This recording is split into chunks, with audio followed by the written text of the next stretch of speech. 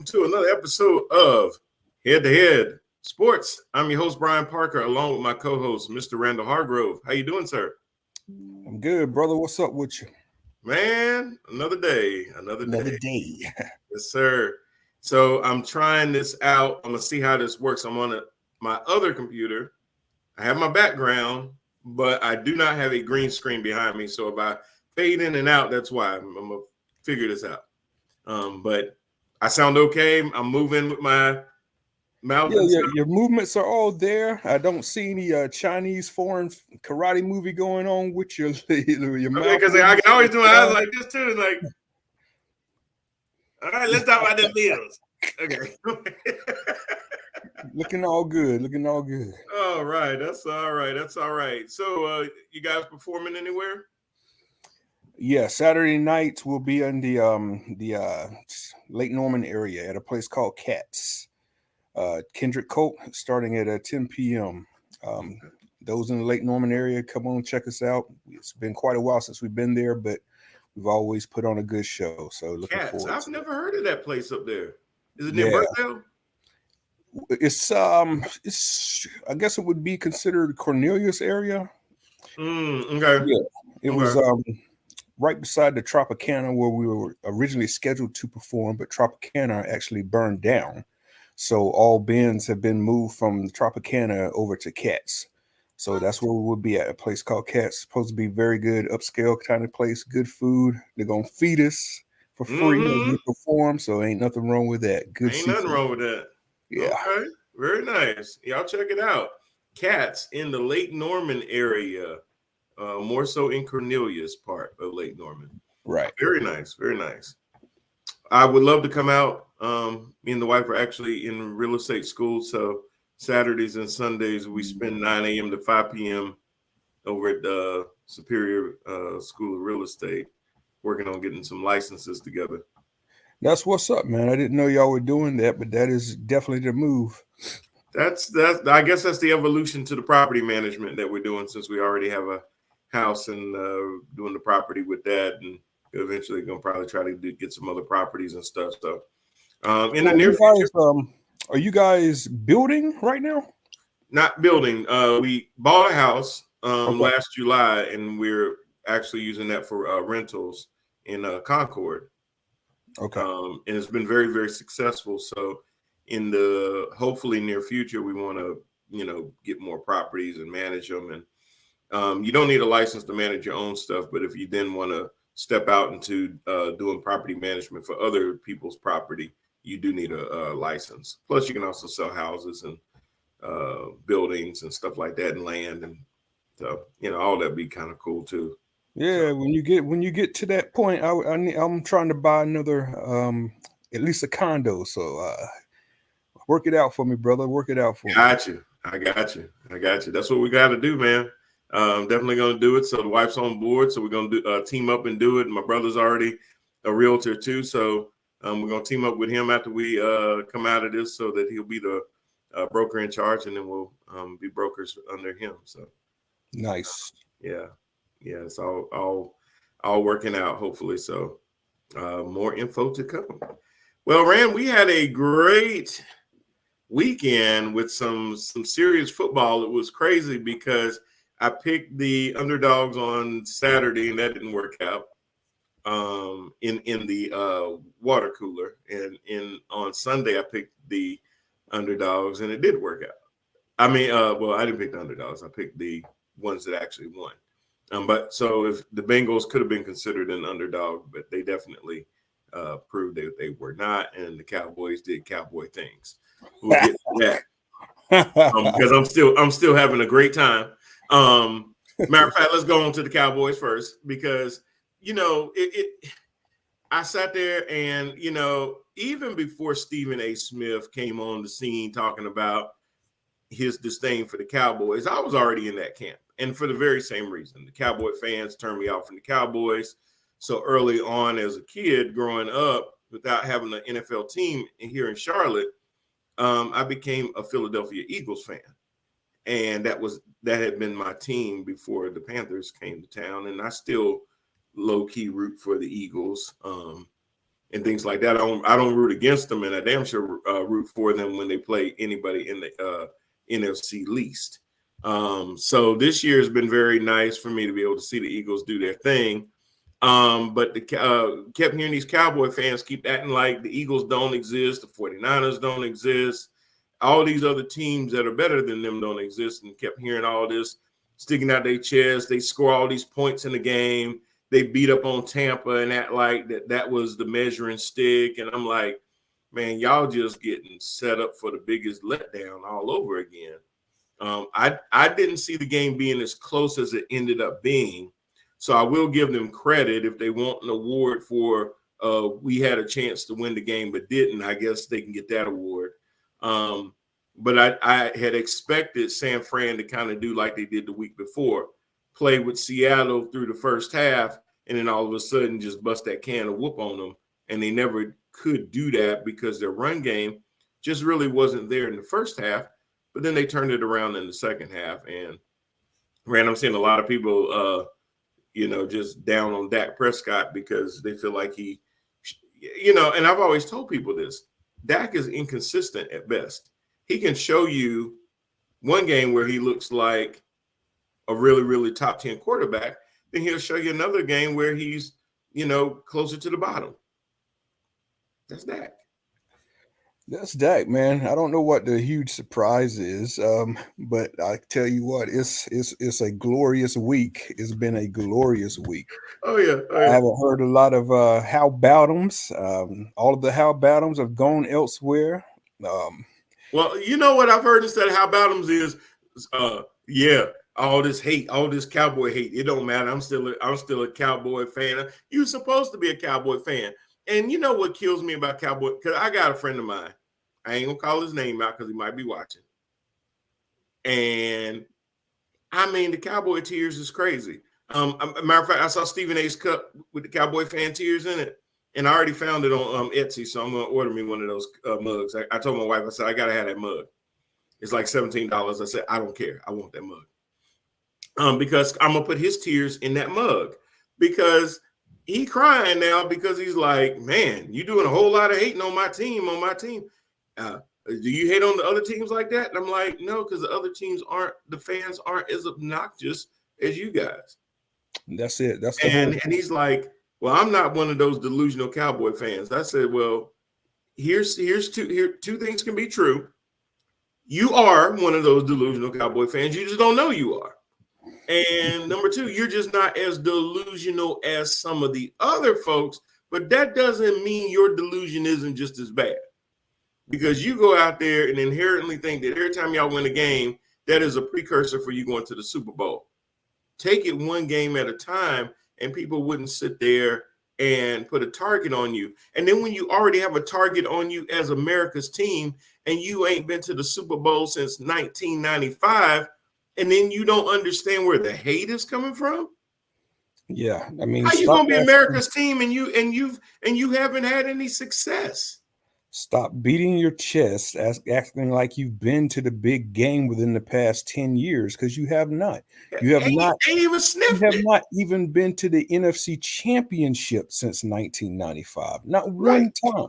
So when all these other teams that are having better success than you are, Carolina Panthers, which have been to 3 NFC title games and Super Bowl twice. Yes, and the Super Bowl twice since their inception in 1995. You want to look down on them and throw out your Super Bowls that you've been to way back in the day, and the Super Bowls that you won back in the mid 90s when there were VHS tapes and such. You have to. How old was Tanaya in 95? Tanaya was a thought in my head in that So we have offspring that have never seen the Cowboys win a Super Bowl. or been to an exactly. NFC Championship game. Yes, I was talking to a Cowboy fan the other day. He's like in his 20s, and he's never had the opportunity to celebrate going to an NFC Championship game. But here's all these old heads talk about what they had back in the day. Yeah, they're putting crowns on their head, acting like they've gone something and they've done some things. And I give them credit. They have won some championships, but accept it for what it is. That was back in the day. How are you relevant? What is keeping you relevant? And That's then they right. throw out the America's team thing. You named Right. yourself America's team. You're not even the most popular franchise in the NFL. That would belong to the Pittsburgh Steelers, actually. So get off your high horses, man. Yeah, I mean, that's kind of like Ron Jeremy coming out right now talking about he's the man. Like, bro, maybe back in the day you had it going on, but That is accurate. you know, I mean, you can relive them glory days all you want, but that ain't got nothing to do with the here and now. Exactly. And living in the past, still fans, they could go back and act like Cowboy fans. They won just as many rings and stuff like that. But still the fans don't go around doing that. They're some of the most realistic, successful fans where they'll literally say to you, "No, my team ain't got it this year." They ain't sitting there talking about we're gonna win the Super Bowl every year, or before the Super Bowl happens this year, Cowboy fans will lick their wounds. I guarantee you. And before this Super Bowl happens, we'll tell you they going to the one next year. Oh yeah, they'll be out getting tattoos and everything. I told my wife about these tattoos. I said, people got tattoos, they got their cars wrapped, and they want to know why they have a target on their back. And I'm like, yes, you put the target on yourselves. see, that's part of the delusion, is because you do all of that and you don't understand why people have all this hate. Yeah. So the friend, I was really gonna start winding down all my posts and all my memes and stuff like that. But because I can really see Paul says 2024 chumps. Exactly. Yeah, they definitely gonna get that, Paul. But because I see how much it really bothers him that I've been posting about the Cowboys every day, I think I'm gonna get it in for a couple more days. Yeah, it's not even you, dude. It's not even you. I mean, it's not even just within the water cooler. It is Right. outside of the cooler. Oh It's yeah. cowboy hate everywhere, and that just speaks to what we're saying. You're a hated franchise because of the target that you placed on your own backs. And now here's the thing that kills me. Then they want to play the victim when everybody turn on them and laugh at them. Like, y'all sitting there talking about, oh, did you see us score 40 points? We put up 40 points on that team. We did this, we did that. We outscoring teams. Just wait. Just wait. Just wait. And you're like, okay.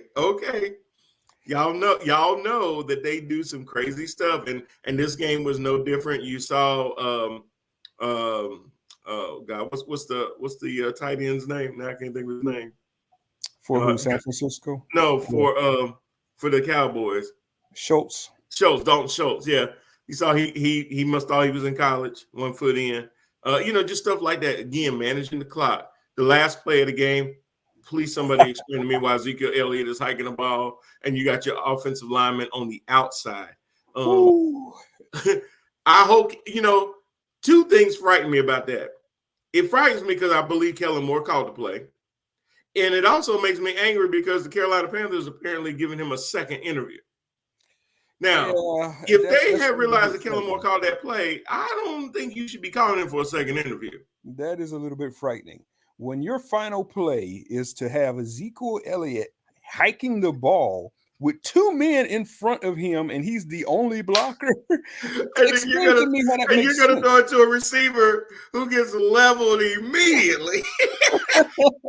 That was the most non-anticlimactic ending I've ever seen in my life. At least with the other ones, when they pitching it around, you're like, okay, how long is this foolishness gonna go around? But to sit there, hike the ball, throw it to the guy, and immediately he gets laid down. And it's like, okay, season over. You're like, well, damn. You can't tell that dude was going to get tackled immediately. He was covered when you threw him the ball. Right? They probably looking at it like, I know he ain't about to throw it to him.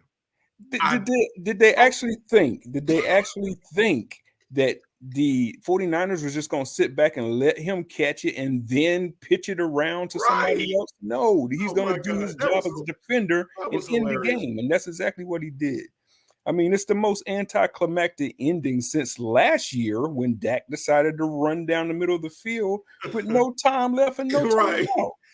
Right. Paul says that's why talking stuff should be reserved for after the game.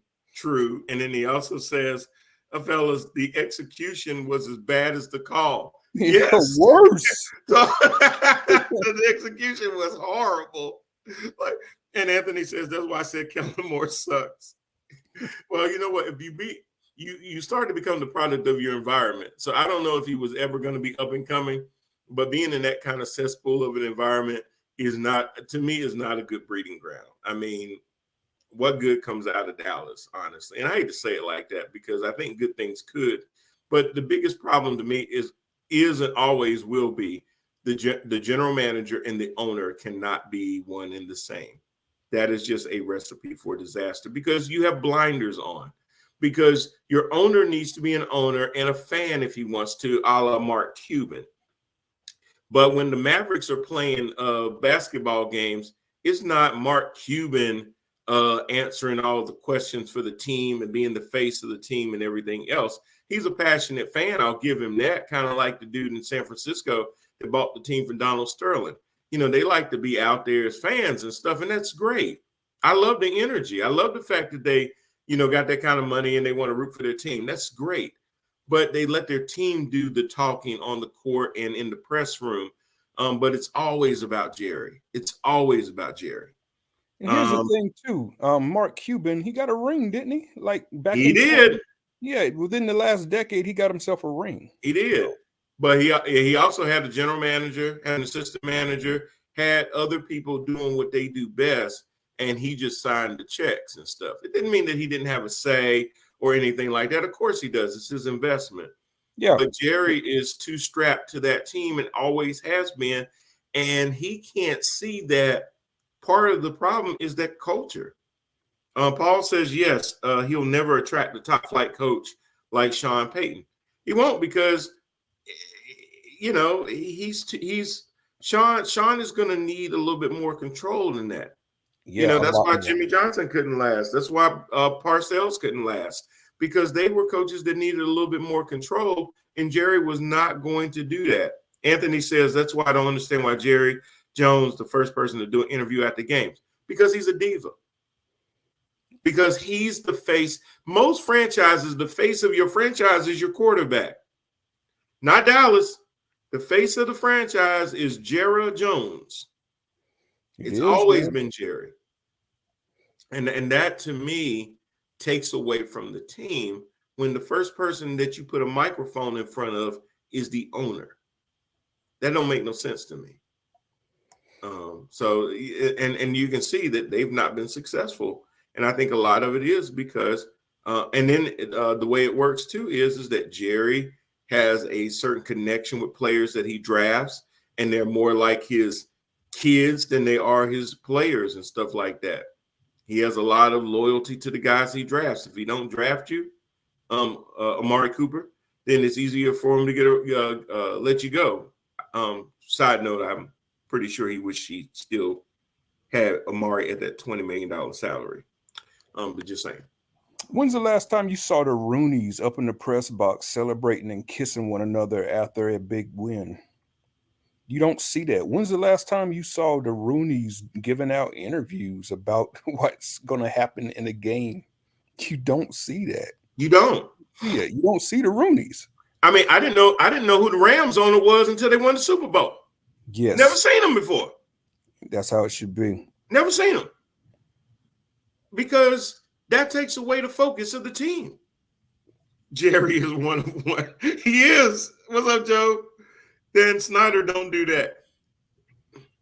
He too busy in the cheerleader locker room, but that's a whole nother story.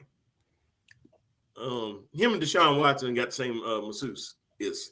I'm messing. But yeah, even Kraft didn't do that. And how many Super Bowls have they won since the Cowboys last won theirs? Now, you see Robert Kraft when they do a shot and he's sitting in the booth and stuff like that. You will see that, but you don't see them running to stick a camera in front of him, win, lose, or draw. But they go find Jerry because they know Jerry going to give him one. Jerry going to give him that sound bite. Don't do D Watson like that. I'm sorry. I'm just feeling myself. Mr. No. Massagy. Wax on, wax off. So, yeah. Deshaun Watson, they gave Mr. Miyagi. Mr. Massagy, not Yeah, Mr. Mr. Miyagi. Massagy, he like to do a lot of waxing. Cowboys fans won't call Jones out. It's like a damn cult. Jones is bad for him, and they love him anyway. And that's the one. And you're right about the Colts, and you're right about the way that they love him. It's because I'll give Jerry credit. He's a hell of a salesman.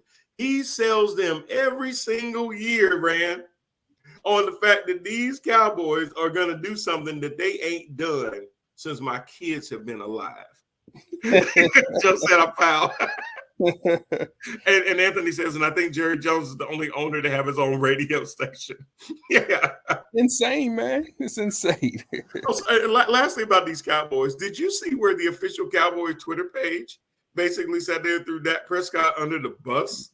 Threw their own quarterback up. Have you ever seen an official team page after any game, whether it was a divisional conference or just a regular season game, say Dak Prescott threw two interceptions to the other team? Joseph said never. Me, I've never seen that. Like, I mean, they were telling the truth, but normally they don't mention it. Normally, you don't tell the truth. You just say, you know what? We played a great game. Right. We had it was a little disappointing to lose, but rest assured, fans, we're gonna sit there, pick ourselves up, and give you something that you'll be proud of next year. Yep, we'll see you next year. Onward. You know, nothing like that. Dak Prescott screwed us. Joe says, especially not a star player. You would never, man. Could you imagine Brady or Rodgers or Drew Brees or anybody else getting some critique like that on the official team Twitter page? Oh man, Rodgers would ask for a trade immediately. oh God, Mr. Feely, yeah, that's true. Yeah. Oh my gosh. Well, I don't really know if I can be here anymore, and I wouldn't even blame him, to be honest with you, because wait a minute, because again, Dak Prescott is not the face of that franchise. It's always the owner. So why not? Brady would just cuss him out. He really would. He really would. Brady, the older Brady gets, the more liberated he is to be able to say things. Back in the old days in New England, Brady did things the Patriot way, where he would just kind of almost do that coach speak and just say, we're just looking at the next game in front of us, not looking down the whole schedule. We're just going to sit there and circle around the guys in the locker room. And, every guy's going to have to step up and do his job. And we're going to depend on each person to sit there and do what they're supposed to do and study the film and da-da-da-da. And that's all you hear.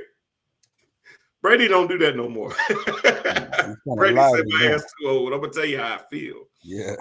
So that was funny. Anywho, so a well-deserved, though, 49ers getting it done. So they will be in the NFC Championship again with their third-string quarterback.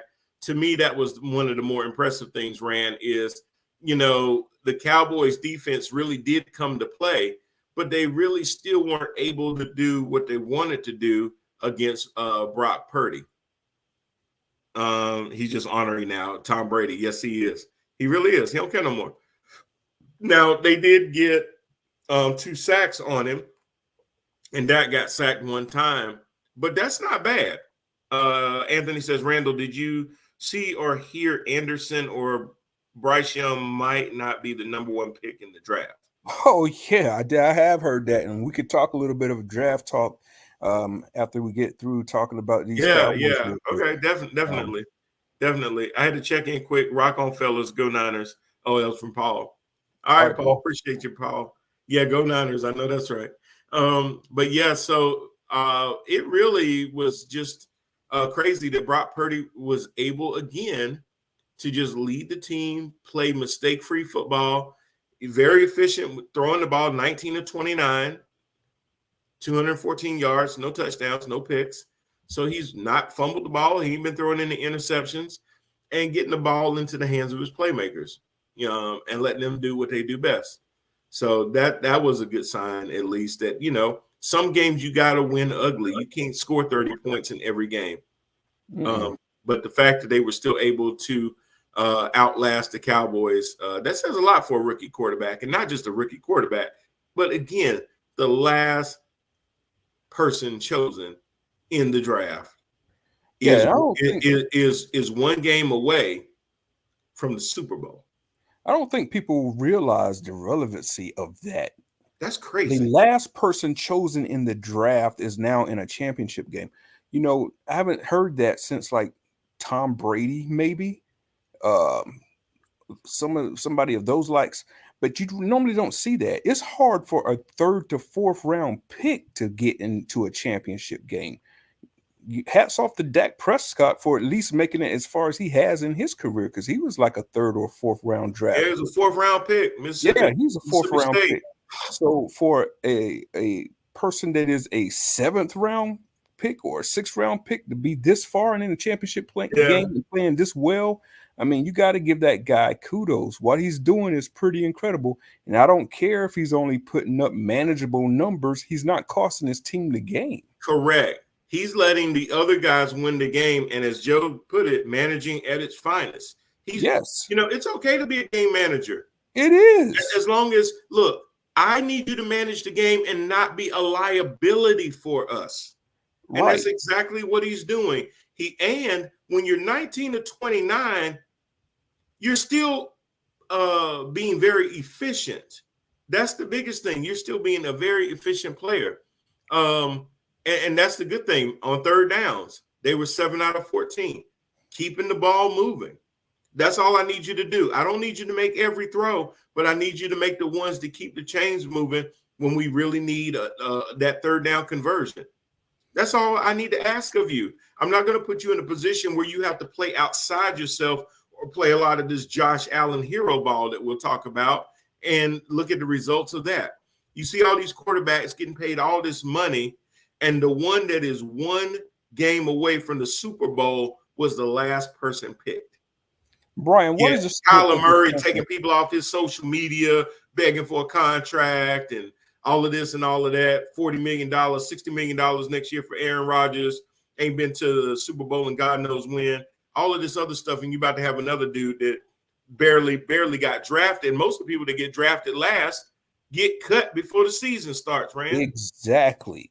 What is the strength of the San Francisco 49ers? It's running. What's their main strength? It's that defense. The defense, yes. The defense. Yes. So why give the defense a short field and put them in a bad position with your turnovers? Defense, especially in a game that's decided by less points. He didn't do that. Brock has not done that. And that's the main reason why the San Francisco 49ers will be in the championship this coming Sunday. Now, let's play this out a little bit. Now, 2 things. Joe says the relevancy of Mr. Irrelevant sounds like a movie title. It really does. If now, first, I'll say this too. This does a lot for Kyle Shanahan too.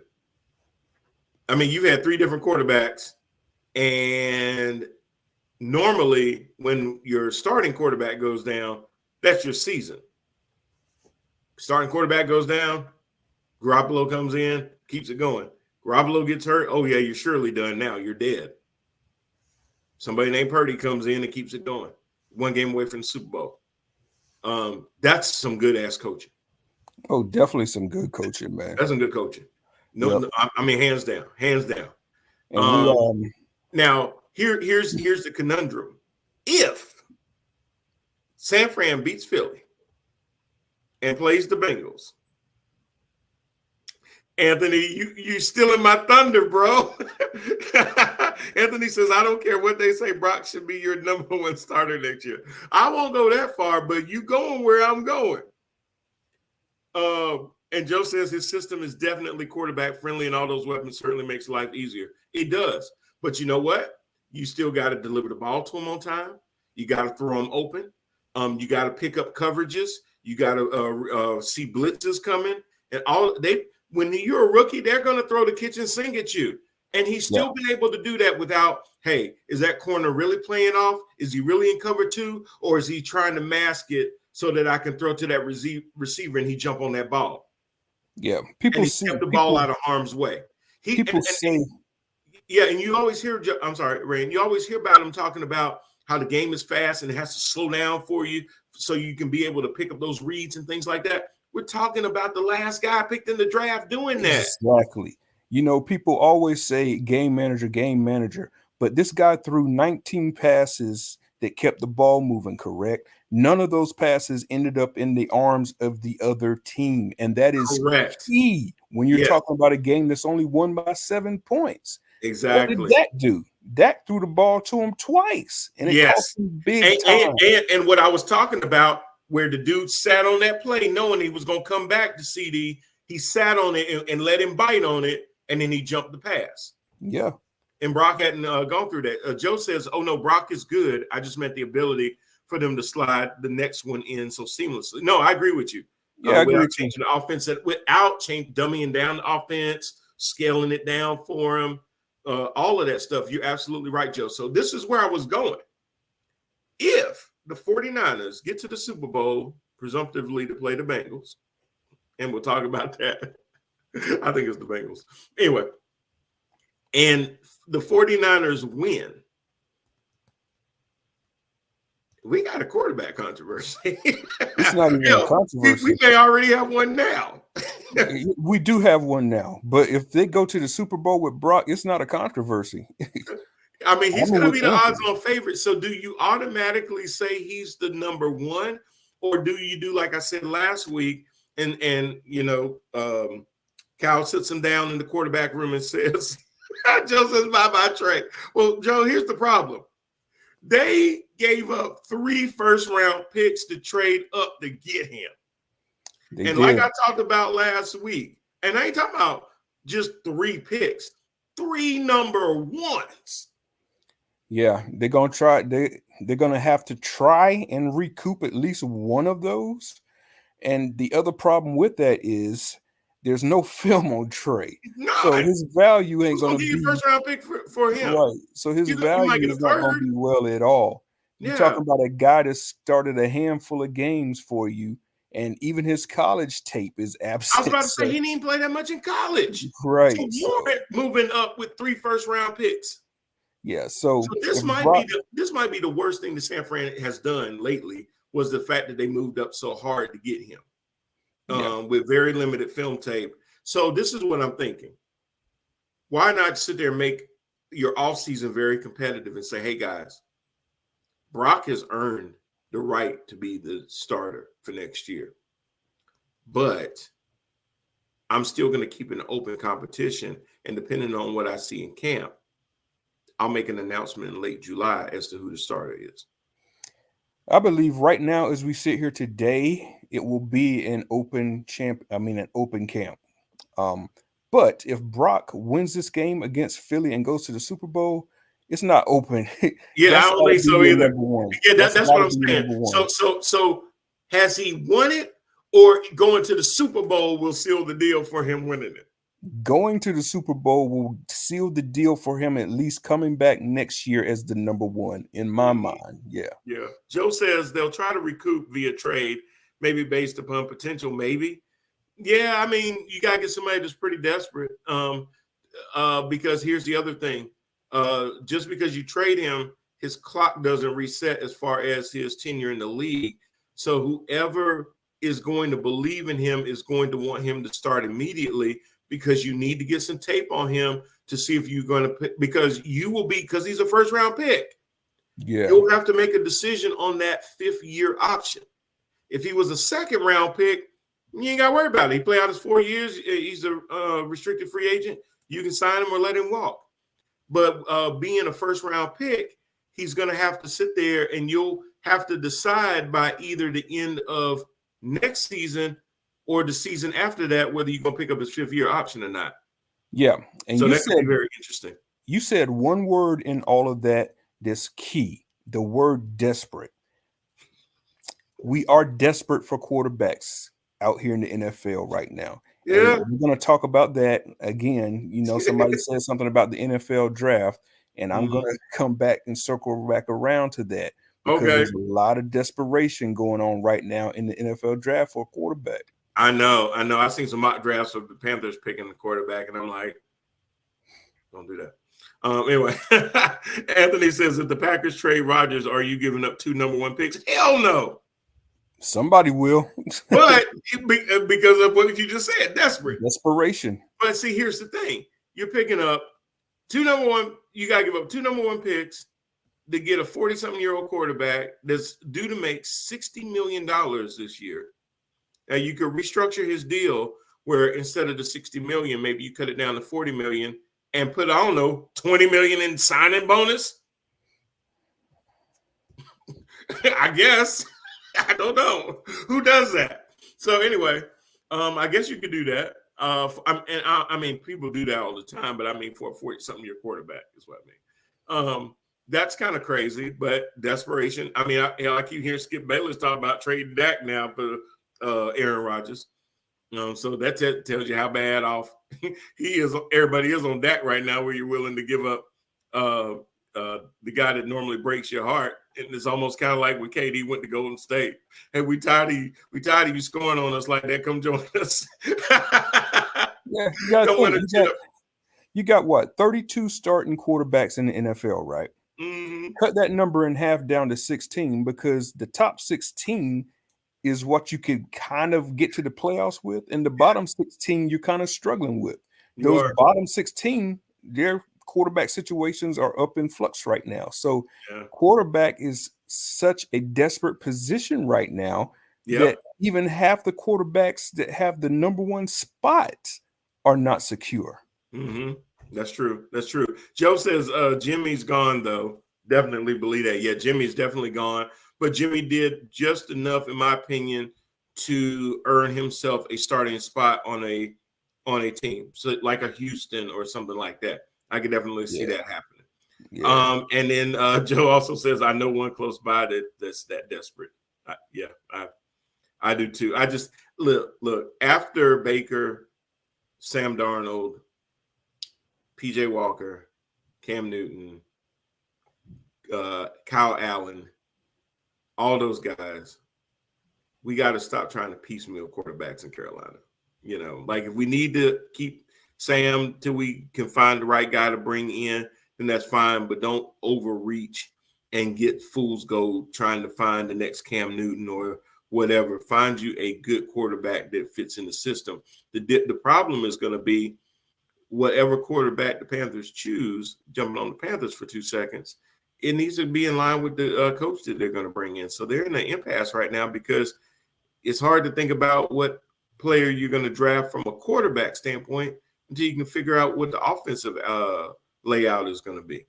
The defense is the defense, but that quarterback position, the way that person is going to have to work with the receivers and the tight ends and all that kind of stuff, that's going to really depend a lot on who you bring in, not only as the coach, but whoever that coach is, their philosophy, if they're defensive-minded field position coach, or if they are a risk it, no biscuit coach, or all those types of things, because then those are the type of coordinators that they're going to hire too. So a lot of that's going to depend on, to me, who they hire as a coach. Joe also says Jimmy is the AD of the NFL. The boy can't stay healthy. Ain't that the truth? But somebody's going to give him a chance and say, you know what, if Jimmy can give me 9 to 10 games a year, I'm good with that. That's about what he'll be able to get you. He can get you 8, 9 games, maybe 10. Speaking of the Carolina Panthers, Sean Payton is out on the Carolina Panthers. At least that's the official word. We're not going to get him, and that does not hurt my feelings at all because I'm not ready to give up picks for a freaking coach. So it's looking like Steve Wilkes, who had his second interview today, or Frank Reich, who also had a second interview today. Right. I'm not even thinking about the Kellen Moore situation. They better get that off their mind. Me either. It's got to be Wilkes or Frank Reich, and hopefully Wilkes will be the coach. Why? Wilkes should kind of get the nod just because of it's his hometown. Well, that too, but also some of the things that you were saying. You're giving credit to the San Francisco 49ers coach for getting a team that had to go through 3 quarterbacks to this point in the season.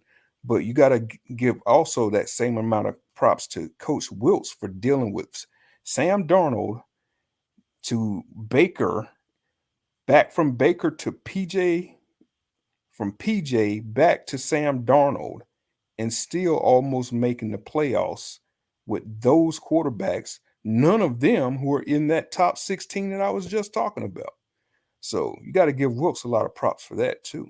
Yeah. And Anthony says, nah, Jim Harbaugh made it clear whatever coach comes to Baltimore, they need to make sure it's a run first offense.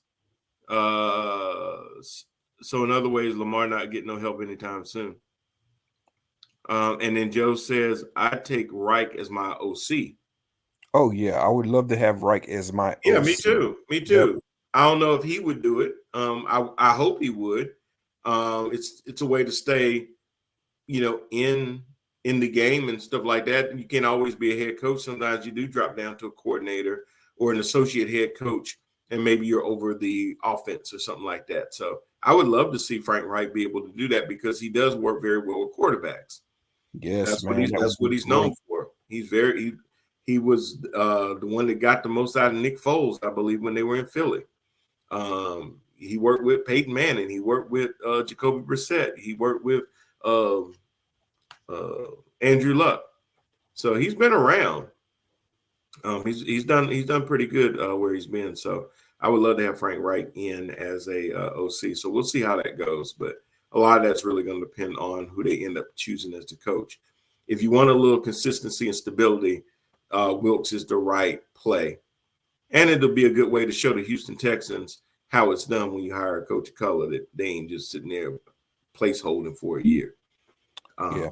Anyway. I think it's looking good for Wilkes right now, but we'll see. We'll see. Yeah, I mean, not everybody got a second interview, so that is definitely good news for him. So hopefully, fingers crossed, we'll see how that goes. Well, there were 3 other games that happened.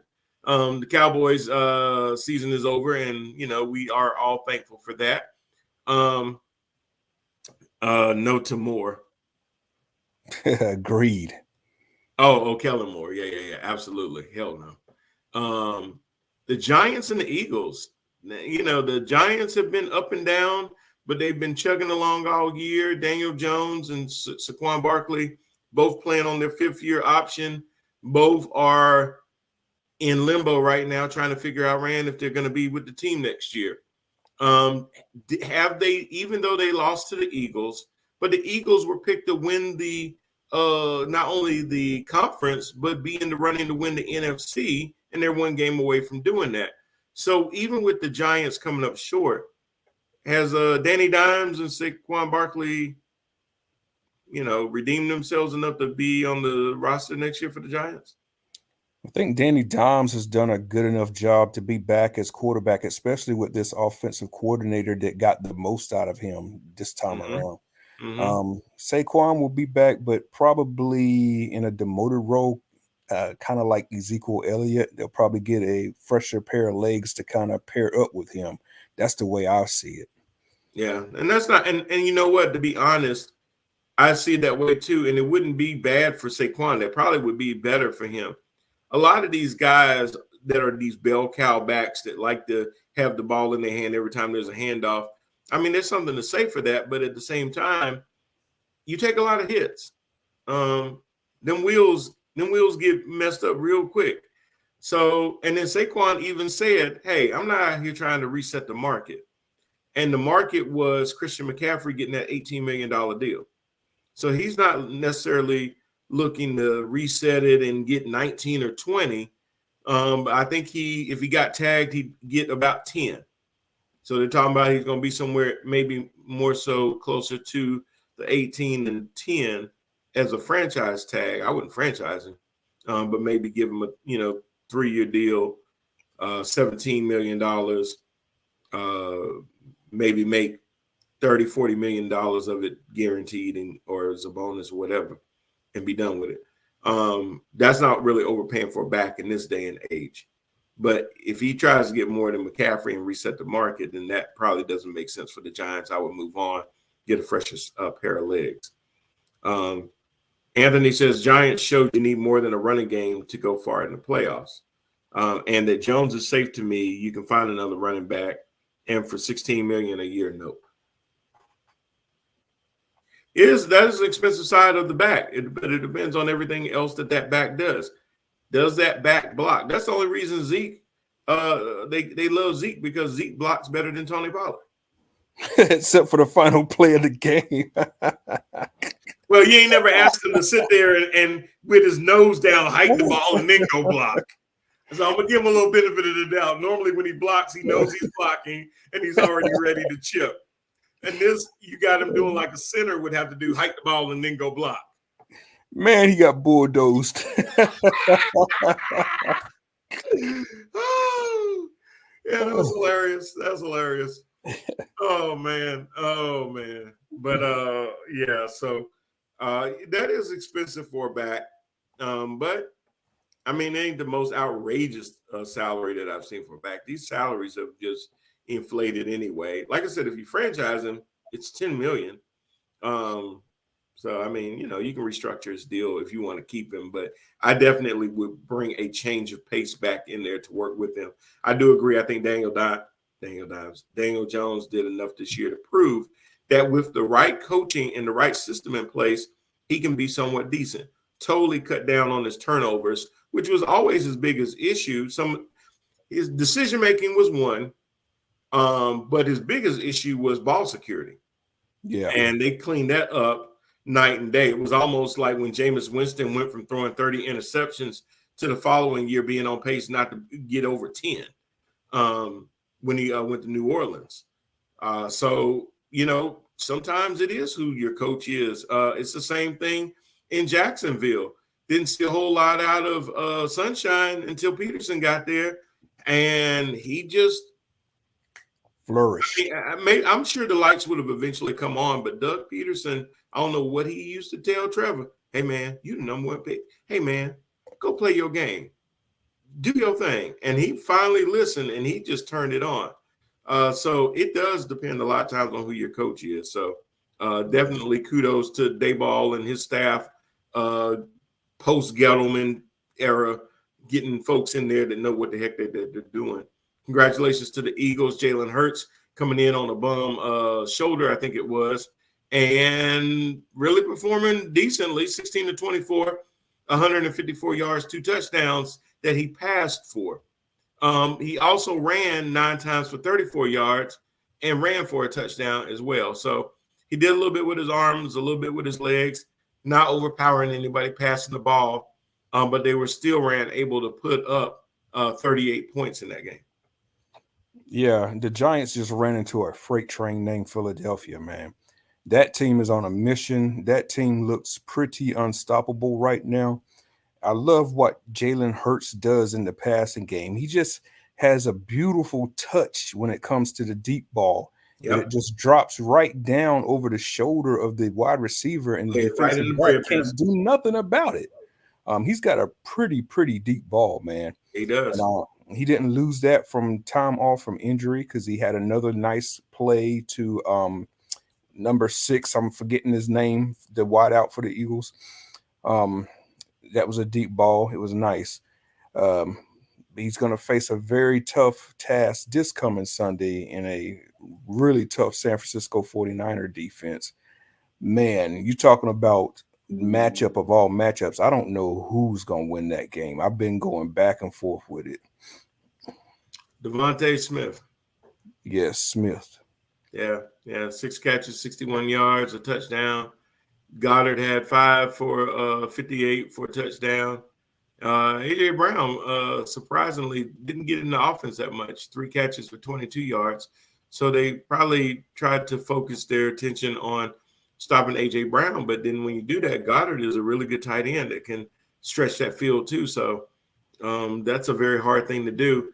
Jalen's ability to pull a lot of RPOs makes defenses have to freeze because try to stack 8 in the box if you want to. He can bounce on those edges and take off on you. So it's a very precarious situation that you put a defense in, because do you leave somebody close to the line to spy to see if he's going to pull the ball back and take off or what? It's kind of the same issues you run into with Lamar Jackson is that if we sit there and play zone, he can pick us apart because there's going to be a lot of open field. If they play man to man, that's going to put us at a disadvantage because he's just faster. We're going to have to try to then put a bunch of defensive backs out there that are going to be overmatched by some of these other bigger receivers and bigger tight ends. So it's very hard when you have a quarterback that's able to do all of that from that position. So that is definitely going to be hard for the 49ers to have to contend with. We also had the Jaguars doing their best against the Chiefs. Patrick Mahomes got hurt early in that game, had to go out for a little bit. Chad Henne came in, led a 98-yard drive to keep the Chiefs on schedule as far as scoring and things like that. So kudos to Henne coming in cold like that, but getting it done. Mahomes comes back in the game, 22 of 30, 195 yards, 2 touchdowns, no picks. I mean, the Chiefs look for real. But the question is going to be, are they going to be able to do it again this coming week with a not-so-healthy Mahomes? Man, we have some great championship games this coming Sunday. They're going to be hard to call. They really are. And that Mahomes injury makes it a tough one to call when you're talking about going up against a powerhouse in Cincinnati and a man that's hot as a firecracker right now in Joe Burrow. Kansas City, I guess, would have the slight advantage being they're the home team, but the last time I looked at the Vegas lines, Cincinnati's now the favorite. So yeah, that's going to be a tough one, man. Normally you get 3 points just for being at home. Yeah. So I think everybody's worried about that injury. I don't think it's a question of whether he's going to try to play or whether he'll be out there. It's going to be how effective is he going to be. Anthony says it's crazy how Joe Burrow's been playing each year. He's never in the MVP race. You know, I will agree with that, but I will say this. Joe is kind of like what Gronk said to Aaron Rodgers when Aaron Rodgers said, yeah, I think I can still be MVP. Yeah, but bro, every time you win MVP, you don't go anywhere. You don't even make it to the conference championship. So MVP ain't really the goal. Tom Brady will tell you, hey, I got an MVP a couple of times, but it's them Super Bowl rings that I go for. It's the rings that matter, man. So, yeah, you know, and honestly, the way that I saw the Bengals play and the Bills not play and where Kansas City may be with Mahomes, I'm going with the Bengals. I'm leaning Bengals too. I'm going with the Bengals in the Super Bowl. Bengals and Eagles, barely Eagles. The Bengals are just hot at the right time, and Philadelphia is also hot at the right time. And I know San Francisco has won a whole bunch of games in a row as well, but for me in the NFC, I'm just seeing for some reason Brock struggling a little bit against I see that too. crowd. And San Fran does better when they play ahead. Yeah, exactly. If Philly gets ahead on you in this game, and now he does have to start possibly putting the ball in harm's way, that could be very challenging for him. And he ain't at home at Levi. He's going to be in Philly. That's going to be a whole nother story. And you're facing a quarterback that's different than Dak, that's different than Geno. You're not playing that type of quarterback. You're playing a quarterback that is just as much of the running game as the other 3 running backs on that team. Yeah, you're also facing a defense with a lights-out secondary and a fast group of linebackers that could sack the hell out the quarterback. Exactly. Led by my man Reddick, who used to be in Carolina. So he's gonna have a face full of Reddick all Sunday afternoon, man. Exactly. I just worry about him being able to do that and host the ground. And in a big game like this, it'll be the biggest game of his career. I know he's played in big games and done well before, but this is a whole nother animal right here. Mm-hmm. I agree. So I guess I already put out my Super Bowl pick, but yeah, so I got Philly and Cincinnati, obviously winning against Kansas City uh, and San Francisco, respectively. I agree with you. Yeah, that's where I'm going with it. And I ain't gonna necessarily say who's up for the Super Bowl just yet, even though I kind of have it in my mind. I would actually love to see either one of them win it. I'm kind of divided because, like I said, I grew up a Eagles fan, but I'm also a Joe Burrow fan and Jamar Chase fan. So, and one of the hardest things to do is not only get to the Super Bowl, but when you lose, is to go right back to it the following year. Oh yeah, ask the Rams how that's Ask the working. Rams. Exactly. All the wheels fell off of that one. God, man. And when you look at how the Bengals started the year, did you think we would be talking about them going to the Super Bowl? Nope. They look like anything but. They look like they were still hungover from losing. Mm-hmm. And all of a sudden, like you say, you get hot at the right time. Anything can happen. I've seen your Steelers do that too many times. Go in as a wild card, get hot at the right time, hoisting the Lombardi, and I'm going, they barely got in. Barely got in, right. And they win the daggone Super Bowl. Did they get New England like that one time? New England was 17-0 or something like that. Wasn't it them that got them like that? No, that was the Giants. That was the Giants that got the Giants that did that to them. Yep. But yeah, I've seen the Steelers do that where they barely get in and they end up winning the whole thing. So getting in is the biggest thing, and then getting hot at the right time. Staying healthy, of course, and all those things. But getting hot at the right time means everything. I just don't know if the 49ers are going to be able to keep up with the intensity. If they have to play from behind, that's going to be a totally different team. I don't think they'll shy away from Debo and McCaffrey and Ayuk and Kittles and all of them if they get from behind. But it's going to put a lot more pressure on Brock Purdy to have to be able to bring them back. So I think I've seen Philly play from behind. I've not seen Brock Purdy play from behind. Well, Philly is definitely a team that could put some points up and put you in a hole quickly. That's what happened with New York. Exactly. Before New York knew it, they were already, they were down a lot. As a matter of fact, I just had it up too. By the time it was halftime, it was already 28-0. Yep, I know it was 14-0 first quarter. I do remember that. The Giants scored in the third quarter, the only 7 points that they would score. Philly didn't score anything in the third, but then they added another 10 that they didn't even need in the fourth quarter. So, they got them to throw, into a 28-point hole, which if you ask Jacksonville, that don't mean nothing to us. Because they've come back from a 28-point hole against the Chargers. But every people lost their jobs over that. Yeah, exactly. Lombardi, it was coincidentally, which is funny because you hoist the Lombardi trophy. But yeah, so anyway, those are the 4 games that we had. We got 2 more games that are going to be coming on. We got both on Sunday, one at 3:00, one at 6:30. 49ers started off against the Eagles in Philadelphia, and then you've got the Bengals playing against the Chiefs that are not going to have a fully healthy Patrick Mahomes, and we already talked about that. And Anthony says, because Giants receivers couldn't get open in Galladay, oh my God, that was a bad signing. Yes. Galladay is basically robbing money at this point. He's still in bad. Oh my God. So speaking of which, so looking at some players now, Rand, after this season, what are the Bills going to do? Has their window closed?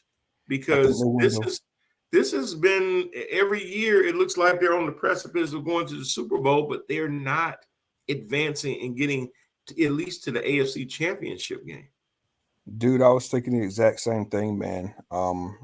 When they lost that game, I said, that's it. Their window just closed on them. because you got Cincinnati, who's going to be at the forefront of the discussion from here on out in the AFC. That's just my opinion. You also have Kansas City, who's not going to go anywhere as long as Mahomes stays healthy. You got an up and coming LA Chargers team that's also going to be there in the forefront of the discussion. You got the Steelers, who are going to come up next year. They have 3 top 50 picks in the draft, and this is a team that just missed the playoffs with a 9-8 record, running a rookie quarterback. The Steelers are going to be there next year. Trust and believe me on that one. So, has the AFC window closed on the dominance of the Bills? I believe it has. I think it has. It's just too much competition out there now. Cincinnati has put the blueprint out there on how to deal with them. And I don't see the Bills getting back to another AFC championship next year. I got 3 other teams that they need to watch out for. Who you got? Jacksonville. Yep. The Jets. The Jets will be in their own division giving them hell. And Lord knows I hate to say it. Patriots will be back as well in their own division. I think when the Patriots went down after Brady left, that was your opportunity to step up in there. But you've now given Bill Belichick, hey, Jermaine Parker, you've given Bill Belichick 3 years to get over Brady and figure it out. All he has to do is figure out who his offensive coordinator is going to be, and they're going to do some things. And until they can really get Mac Jones figured out, they're going to lean on their defense, which is really good. Yeah. So you got, even in your own division, Buffalo, you've got the Jets up and coming. You've got the Pats coming back, and you got Miami. Depending on how this works out with Tua and Cheetah, we'll see how that goes. Anthony says, who would you trust your money on next year, Jacksonville or the Lions? Man, that's a good question. That's a great question because I like them both. I do too. You know, they're in 2 different conferences, so I can see them both. I'll answer it this way. As far as the NFC North, maybe Minnesota won, and then the Lions, and then the Bears, and then the Packers, or the Packers and the Bears flip-flop 3-4. But do I see the Lions being able to contend for second in the NFC North? Yes. Do I see the Jaguars contending with Tennessee and Indianapolis for 1 or 2 in the AFC East? Lord, what are they? AFC South. Yeah. I can see both of them teams winning their divisions. As strange as that sounds, I could see both of them winning their divisions in the same year. When you would think that both of them are just kind of like always the also rans and the bottom feeders or the top 10 picks in the draft. I can see them winning the divisions next year or being second at worst. Detroit is going to be there, man. They are. Yeah, they love Dan Campbell. Yep. And all it takes is Kirk Cousins to not do what he did in that last game. And yeah, he do that a couple of times. I could easily see Detroit winning that division. It is that possible. Yes. I don't see Green Bay winning. I think Chicago is still a good couple of years away. Man, you're talking about a window that's closed. That daggone Green Bay Packers window's been nailed shut. Shut. It's almost like a hurricane coming, and they just done shut up all the windows, the doors, everything. Like we're not here. They done. Whether he comes back or not, it doesn't matter. Because they leaning towards a decision right now where we're going to bring back Rodgers and Love. I would split my money between the 2 of them because I see both of them being able to do some good things. That's why I said earlier, we got to watch out for Jacksonville. I think the Jets, if they figure out their quarterback situation, they got a lot of good pieces. I see the Steelers, like Rand said, doing some things. I see the Ravens taking a step back. Whether or not Lamar comes back, it doesn't even matter. But I see the Ravens and the Browns fighting it out for 3 and 4. And I see the Steelers and Cincinnati fighting it out for 1 and 2. Yep, absolutely. I'm right there with you. Yeah, I mean, that's That's right where it is. That's why I say, even with my Panthers, you ain't gotta sit there and be crazy aggressive. All you got to do is win the NFC South. Tampa's not going to be good. Atlanta's not going to be good. And New Orleans ain't going to be good. Win 9 games and you're going to win the division. Yeah. That's it. I see no love for my Washington. Okay. So next year, I see Philly. I see Dallas and the Giants fighting for second. Yeah. So anyway, I was trying not to do the math there, but yeah, Anthony, I think I love Ron Rivera. Don't nobody love Ron Rivera more than I do. And I think he's a good coach for you guys because he's a calming force against the rest of the culture of that organization. But I just think that is a cursed franchise. I don't know any other way to say it. I just think that what can go wrong will go wrong, and that's a shame because it's a good organization. There's a lot of good fans, and they deserve better than the product that they get all the time. I think they are a good example of overreaching. You never needed Carson Wentz at all. Yeah, I mean, he didn't do anything. You could have done the same thing if Heineke started every one of those games. Every one of them. You look around the league and all of the bad ownership situations, none of them are in the playoffs. It's not a coincidence. Yeah, right. Washington, Houston, Cleveland, none of them are in the playoffs. Nor have they been in the playoffs within like the past couple of years. Can't sniff the playoffs. Can't even smell it. Put Vegas in there as well. Yeah. So yeah. So that makes a difference. It makes a difference. Arizona. It makes a big difference. It does. Once they get that figured out, Anthony, I think the Commanders, because I was about to say those, they will be okay after that. I just think that they got a lot of culture issues right now. Snyder and all these issues going on behind the scenes that can bleed out into the team. It really can, because it becomes bigger than what the team is trying to do on the field. It does, and plus they're in a very tough division. You guys are just in the wrong division right now. Yeah, I mean, you had a window too when Dallas was a little shaky. When Dallas actually won that division with a losing record, to be able to step up, and you didn't step up then. Now Philly's on the come up. Dallas is always going to be mired in mediocrity, but never so bad that they can't contend for second or third, or sometimes even first, just depending on how things bounce around. The other thing too is if Dallas, Philly, and the Giants are doing well, and you have to play them each twice, 6 of your 17 games are against your division, and your division is that stacked right now. I mean, the only way you're going to do anything is you got to win non-divisional games.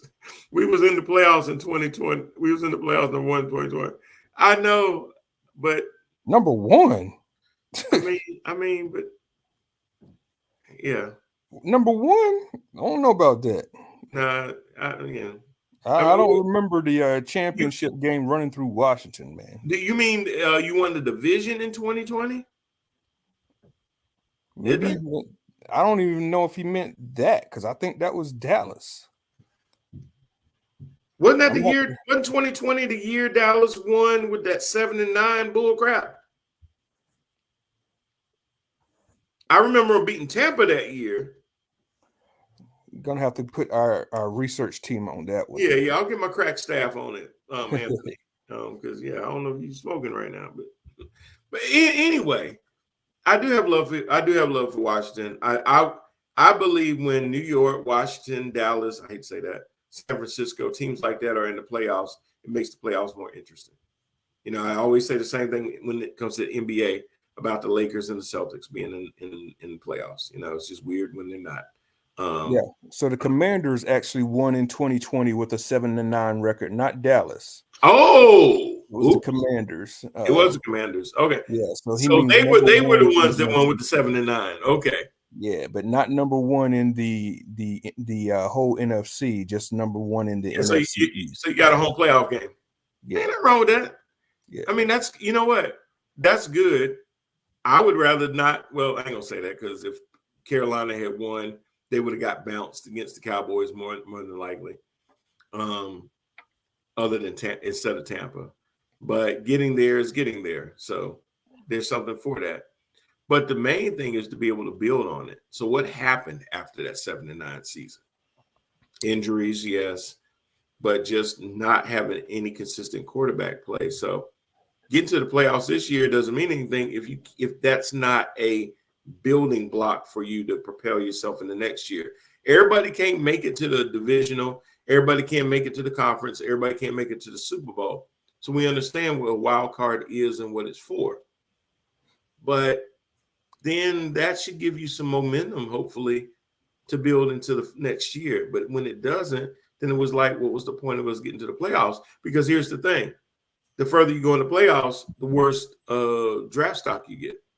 And you're so right about that, because this year the Commanders were 8-1. So right around that 7-9, 8-8 record, they never built off of that. They were just a product of a bad year that got them to win the division. But the team as whole still average here 2 years later with about the same record. So exactly. Yeah. Anthony says that was Heineke when he almost beat Brady in the first round of the playoffs. Yeah, I remember now. Yeah. I remember that. Yeah, he played well. But that's what, and that's why, after watching Taylor Heineke play that way, I couldn't understand why they overreached for Wentz, who didn't show me anything in Philly before he left. Damn sure didn't show me anything in Indianapolis to say we need to pay this dude. What did they pay him? $17 million, whatever they paid him. I'm like, why? For what? Well, this circles right back around to what we were talking about before: desperation of quarterbacks. Desperation make you do some crazy things. Yeah. And since Anthony had that question about the draft, let's go ahead and get into that a little bit. Yeah, let's get it. We got about 8 minutes. Let's talk about that. So go ahead. We were talking about some quarterbacks maybe not being the top pick of the draft. Yeah, forever has been Bryce Young supposed to be the number one pick, the guy coming out of Alabama. But all of a sudden, this dude named Will Levis out of the University of Kentucky is now the number one pick in a lot of people's minds, number one overall. This guy only had 19 touchdowns and 10 interceptions this past season. But because of his size, his stature, his athleticism, his big arm, a lot of teams are looking at him as the number one pick. Let's get him in here. He'll learn our system, and we'll be able to work with them, and he'll be able to take us to where we need to go to. I just have never agreed with that philosophy, man. If you're not balling in college, or if you're struggling in college, there's just no way I'm seeing drafting you number one overall, because in the NFL, the game is a lot faster and it's a lot harder to learn. So I just think it's a mistake. I think it's a desperate move, whoever gets him at the number one, if that's what they're going to do. I think that's going to be a mistake. 6'3", 232. His size and his athleticism is why he's just shot up the draft boards. Now we'll see. It could be some smoke and mirrors a little bit, the same as the quarterback for the Titans last year, because a lot of people had him, and I'm gonna have to pull up his name right quick because I'm forgetting the young man I'm talking about. But a lot of people had him as possibly going to the Steelers in the first round of the draft at number 20.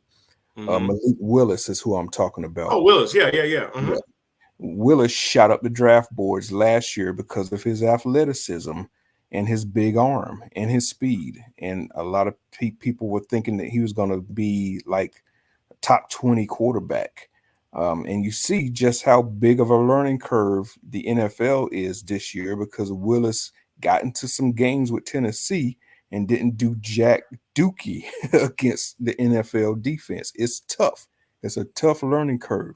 So this Will Levis guy, he may surprise me, but I doubt he will. I don't think he's going to be worth a number one pick. I think he's going to be more of Oh, he a would be a Baker number 2 Mayfield. right now because Chicago has the first pick and Houston has second. Yeah. Yeah. But Because and Anthony kind of pointed out, I forgot his name for the defensive tackle for Georgia as being the number 1 pick for the Bears. yeah, I'm hearing a lot of talk that the Bears may listen to trade back offers. That's why I have this Levis dude going number one, or Yeah, I'm hearing yeah. Levis doing number one, because there's a lot of teams that's going to be willing to give up some draft picks in order to shoot up the board to draft their quarterback. So the Bears might be listening to some of those offers. Anthony also says I would pick C.J. Stroud over Bryce Young. Young is too short and underweight. Yes. Bryce Young is listed at 5'11", 194 pounds. That is very small. That is extremely small for an NFL quarterback. Stroud is 6'3", 215, and like we said, Levis is 6'3", 235. Yeah. Yeah. When you're talking about Bryce, those measurables scare the hell out of me. 5'11", 190 some pounds, and he's probably not even that. That's just what exactly listed is. He probably has some rocks in his pants. So yeah. My concern is his durability. Absolutely. Yeah, because if you're the first quarterback, you're normally going to one of the worst teams, which probably means that they couldn't protect the last guy either. Exactly right, man. So it kind of reminds me of Kyler Murray. Exactly. So then when they put you under fire and under center, now you're going to get nicked up. You know, it kind of like Justin Fields running around getting the hell knocked out of him because they can't hold up and protect him. Yeah. And the same with our quarterback. You know, Kenny Pickett, he came in as a big guy, but even a big quarterback, the NFL is just a different animal. He's going to have to get stronger during this offseason. Getting that weight room, they really are. You got to be able to take them hits because you're going to get hit. You're going to get hit. But so the top prospects right now still list Young, Stroud, Levis, and then Richardson from Florida. Richardson is even bigger. He's 6'4", 236. Yeah, and that's another one being touted here at Carolina. That's the one I keep seeing that they're reaching for at Carolina. That would be an extreme reach, and I think that would be a mistake. Number 9 pick. Yeah, I ain't got no interest in that. No. This is a guy in Richardson. I just saw your question, Anthony. How do I feel about Richardson? You just brought him up. I think he's a mistake at number 9. I do too. I see the mock drafts and I see him in the draft, and I'm like, no, thank you. He's a second round talent to me. This dude, he was 50% completions in college, where the game is supposed to be easy or easier than the NFL. So if you're struggling at 50% completions in college, what am I expecting you to do when you face the 49ers on Sunday? Yes. No, I agree with you early about Carolina needing to look more towards receiver. If they can't find a good receiver, find a good defensive end opposite Burns that can really, really just wreak havoc on that quarterback. Because here's the thing. You can't double team Brian Burns if you got Brian Burns 2.0 on the other side. That's exactly right. Something got to give. Somebody ain't gonna be blocked. It's like when they had Clowney and Myles Garrett out there, and they had to pick their poison. Somebody gonna eat. Yeah. I used to remember them old Mike Rucker and oh God, I forgot my man's name.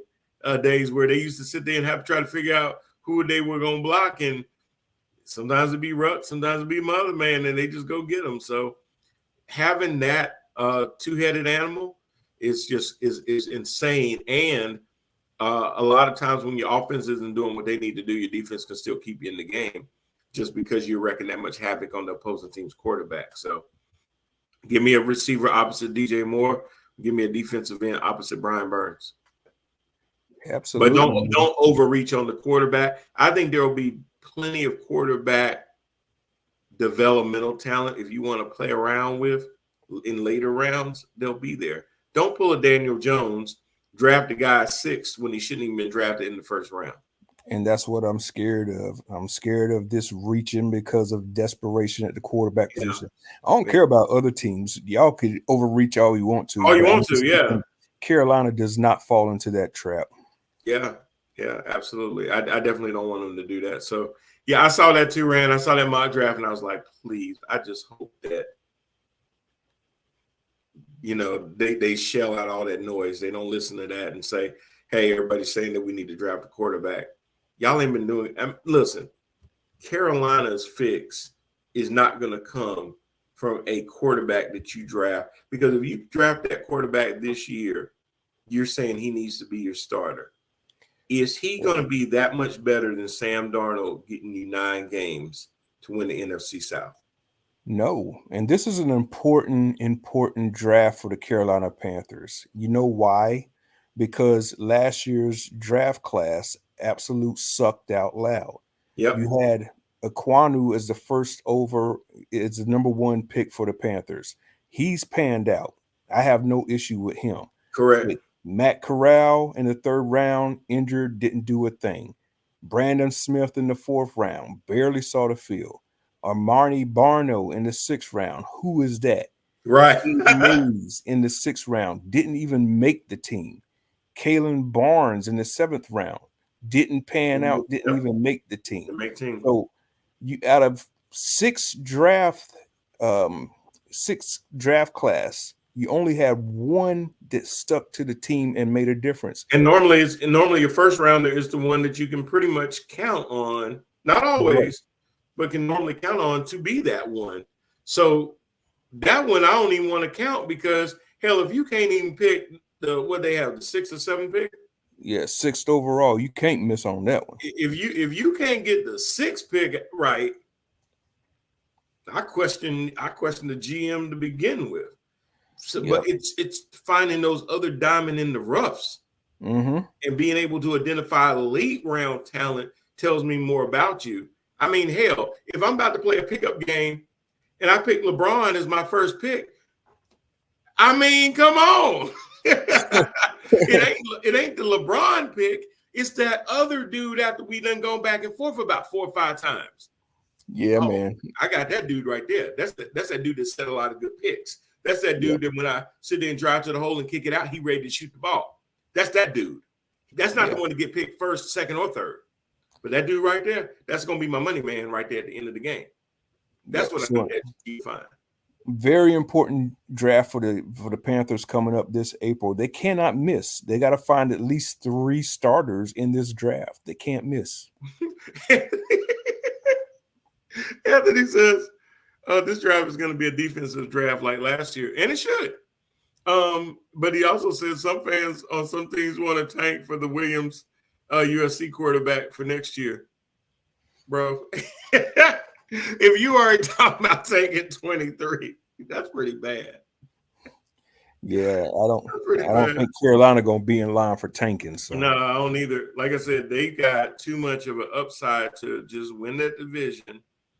And you don't have to skate into the division, but knowing that all you got to do is probably win 9 or 10 games, and that'll be enough to win that division next year, doesn't put so much pressure on you to try to just go crazy.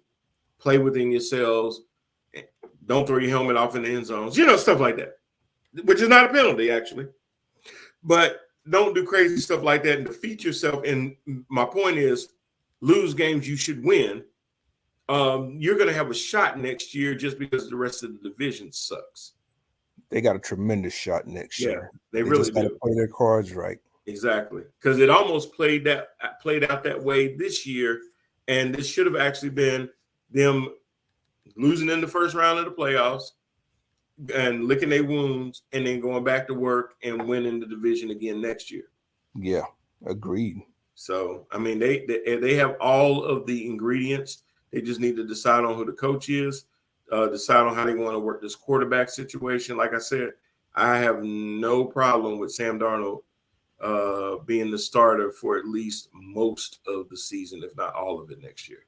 Yeah, I don't have a problem with that either. They need to bring him back, bring in a rookie or that. hopefully a rookie, but I don't have a problem with Darnold at least like starting the first couple of games until that rookie is acclimated. But I don't think that rookie is Matt Corral, and I definitely don't think that rookie should be Anthony Richardson.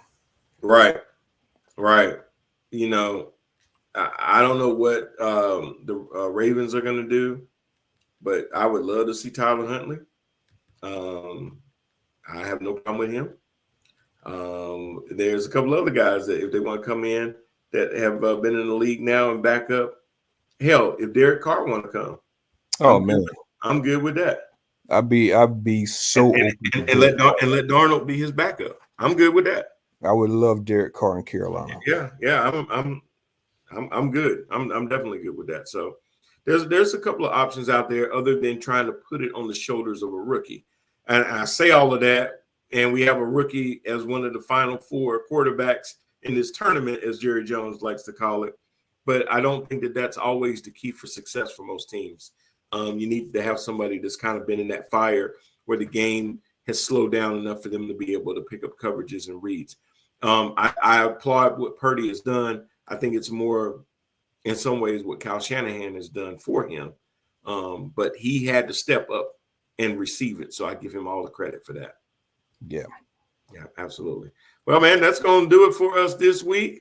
Join us again next week because we will be talking about the two teams that are going to the Super Bowl. So that will definitely be exciting.